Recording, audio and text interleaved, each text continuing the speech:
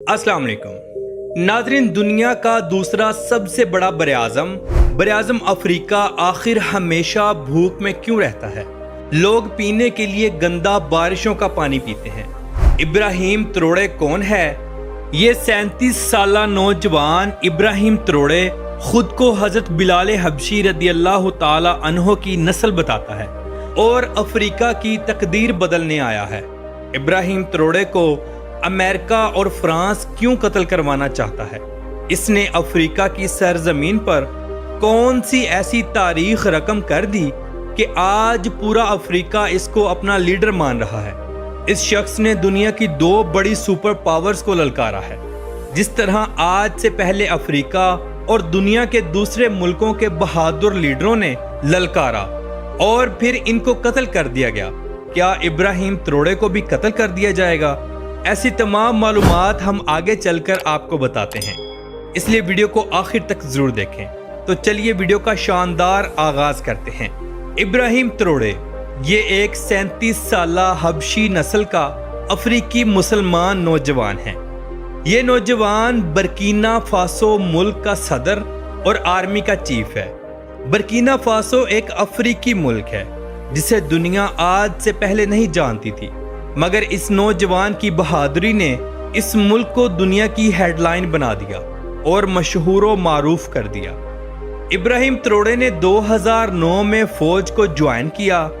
अच्छे हुस्ने इखलाक, तालीम और बहादुरी की वजह से 2020 में इसे फौज का कैप्टन बना दिया गया।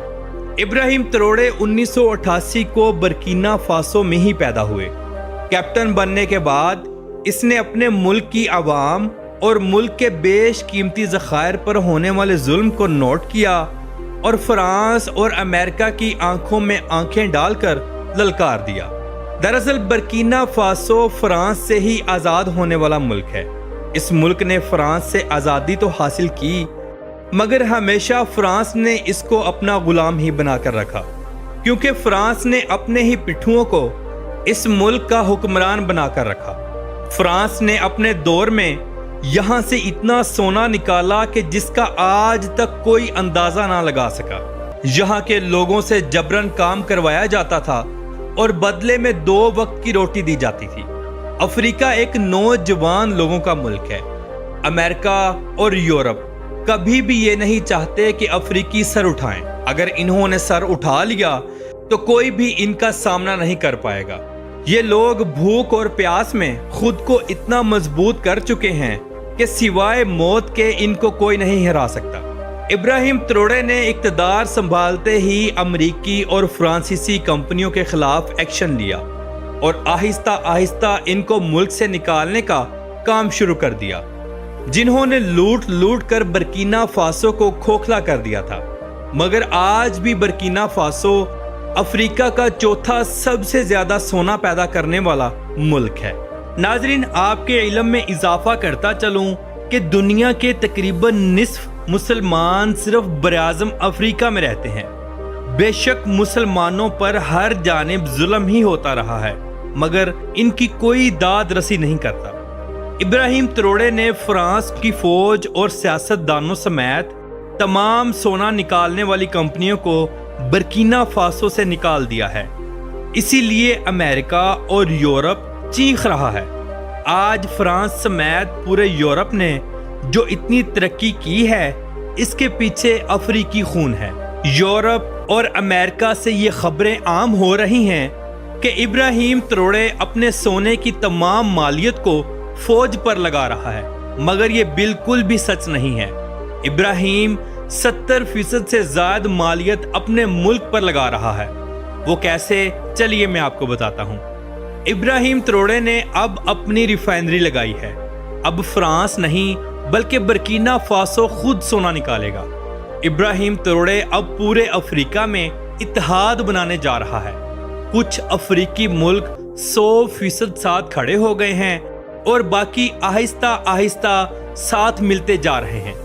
नजर आ रहा है कि आने वाले वक्त में यूरोप का मुकाबला अब अफ्रीका करेगा, लेकिन डर ये है कि कर्नल कज़ाफी और थॉमस सनकारा जैसे बहादुर लीडरों ने جب افریقہ کو یورپ اور امریکہ سے نجات دلانی چاہی تو ان کو مروا دیا گیا، لیکن ابراہیم تروڑے کو اللہ پاک ضرور اپنے حفظ و ایمان میں رکھیں گے اور پورے افریقہ کا لیڈر بھی بنائیں گے۔ ابراہیم تروڑے کو کئی بار قتل کرنے کی کوشش بھی کی گئی ہے اور پورے افریقہ میں یہ خبریں عام کی گئی ہیں کہ ابراہیم تروڑے قتل ہو گیا ہے، مگر عوام نے یقین نہیں کیا اور اپنے لیڈر کے ساتھ کھڑی رہی۔ ناظرین، امریکہ اور فرانس کی آنکھیں تب کھولیں جب ابراہیم تروڑے رشیا کے جہاز سے رشیا کی ہی سرزمین پر لینڈ ہوئے۔ ابراہیم تروڑے نے بہت سے معاہدے کیے جس میں تعلیم، میڈیکل، جوہر توانائی اور زر مبادلہ سر فہرست ہیں۔ دنیا نے دیکھا کہ کس طرح ابراہیم تروڑے اپنی فوجی یونیفارم میں ہی رشیا کی سرزمین پر لینڈ ہوئے۔ ابراہیم تروڑے رشیا کے علاوہ چائنا کے ساتھ تعلقات اچھے کر رہے ہیں تاکہ آنے والے وقتوں میں کچھ بن سکیں۔ برکینا فاسو ایک زرعی ملک ہے، اس کا فائدہ اٹھاتے ہوئے ابراہیم تروڑے نے بے شمار فوڈ انڈسٹریز لگائی ہیں جہاں سبزیاں اور فروٹ سٹور کیے جاتے ہیں۔ اب تک کا سب سے بڑا پلانٹ ٹماٹو پیسٹ کا پلانٹ لگایا گیا ہے جو تقریباً $90 ملین کا پروجیکٹ ہے۔ اس کی وجہ سے نوکریاں بھی عام ہوئی ہیں اور لوگوں کے گھروں میں کھانا بھی پکنے لگ گیا ہے۔ ملک کی معیشت بہتر ہونے لگی ہے اور زر مبادلہ اچھا خاصا آنے لگ گیا ہے۔ بہترین سڑکیں بنائی گئی ہیں اور ہمسائے ملکوں تک رسائی پہنچائی گئی ہے تاکہ چیزوں کی امپورٹ ایکسپورٹ بہتر کی جا سکے۔ بجلی کا مسئلہ بہت زیادہ ہے مگر سولر سسٹم لگائے جا رہے ہیں، خاص طور پر سکولز، کالجز اور ہسپتالوں میں، تاکہ بچے سکول میں پنکھے کے نیچے پڑھ سکیں اور مریض ہسپتالوں میں سکون سے ریسٹ کر سکیں۔ اب اچھے ہاسپٹل اور جدید مشینری کا انتظام کیا جا رہا ہے اور دوسرے ملکوں سے ڈاکٹرز اور نرس بھی بلائی گئی ہیں۔ لوگ گندا پانی استعمال کرتے تھے، صاف پانی کی قلت تھی، مگر اب چائنا کی مدد سے ابراہیم تروڑے صاف پانی کے فلٹر پلانٹس لگا رہا ہے۔ ان سب کے علاوہ بہت سارے پروجیکٹس پر کام کیا جا رہا ہے تاکہ ملک بہتر سے بہتر ہو سکے اور انشاءاللہ آنے والے وقتوں میں بہتر ہی ہوگا۔ ناظرین، آپ کے علم میں اضافہ کرتا چلوں کہ ابراہیم تروڑے سے پہلے برکینا فاسو کی سرزمین پر تھومس سنکارا نامی انسان لیڈر بن کر ابھرا اور اس نے بھی ایسی ہی تبدیلیاں چاہیں مگر اسے قتل کروا دیا گیا۔ برکینا فاسو ملک کا نام بھی تھومس سنکارا نے ہی رکھا تھا۔ ناظرین، ہم لوگ افریقہ سے اتنی محبت کیوں کرتے ہیں؟ دراصل افریقہ میں ہمارے مسلمان بہن بھائی رہتے ہیں۔ کیا آپ کو پتا ہے کہ یہاں اسلام کیسے پہنچا؟ دراصل پورے افریقہ میں اسلام عرب تاجروں اور اللہ کے ولیوں کی بدولت پہنچا۔ عرب تاجر وہاں جا کے تجارت کرتے تھے، اسلام کی دعوت بھی دیتے تھے۔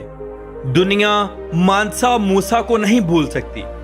یہ مالی کا وہ بادشاہ تھا جو آج دن تک دنیا کا سب سے امیر ترین انسان مانا جاتا ہے۔ یہ مسلمان تھا اور برکینا فاسو کے ہمسائے ملک مالی کا بادشاہ تھا۔ اس کے پاس سونے کے انبار اور دولت کے خزانے بھرے پڑے تھے۔ وہ افریقہ جہاں کے بادشاہ پوری دنیا میں سب سے امیر تھے، آج وہاں کے لوگ 2 وقت کی روٹی کھانے کے لیے مجبور ہیں۔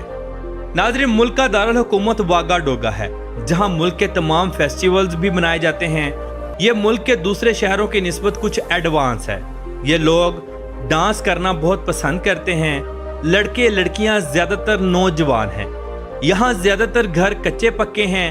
مسجدیں بھی کچی مٹی سے بنائی گئی ہیں جو کہ انتہائی خوبصورت ہیں۔ برکینا فاسو وہ ملک ہے جہاں کپاس جیسی فصل کثیر مقدار میں ہوتی ہے۔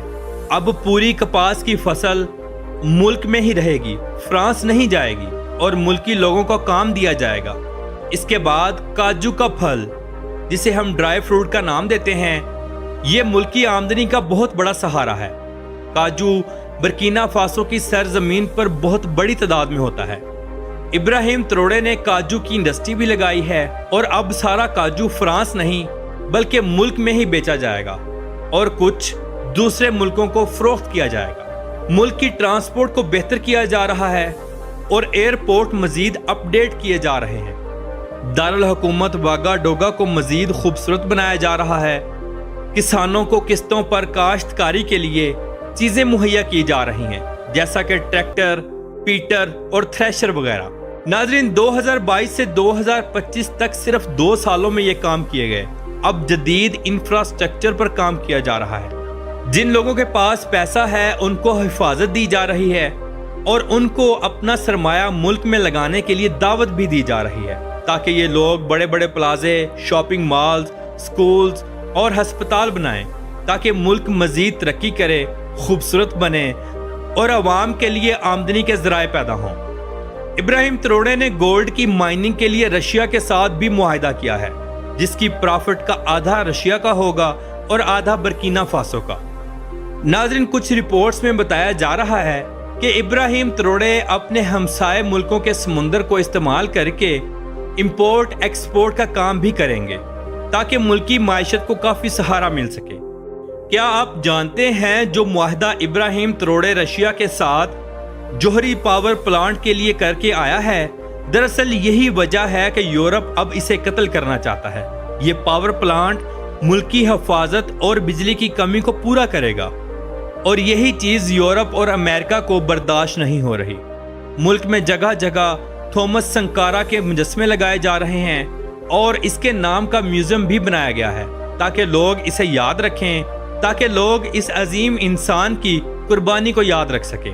तो नाजरीन, ये थी आज की हमारी इब्राहिम त्रोड़े के ऊपर एक छोटी सी डॉक्यूमेंट्री। आप सब ने मिलकर दुआ करनी है कि अल्लाह पाक इस मुसलमान नौजवान की हिफाजत फरमाए और मुसलमानों का एक अजीम लीडर बनाए। आमीन सुम्मा आमीन। तो मिलते हैं इंशाल्लाह अगली और बेहतरीन वीडियो के साथ। अल्लाह हाफिज़ नासिर, खुदा हाफिज़।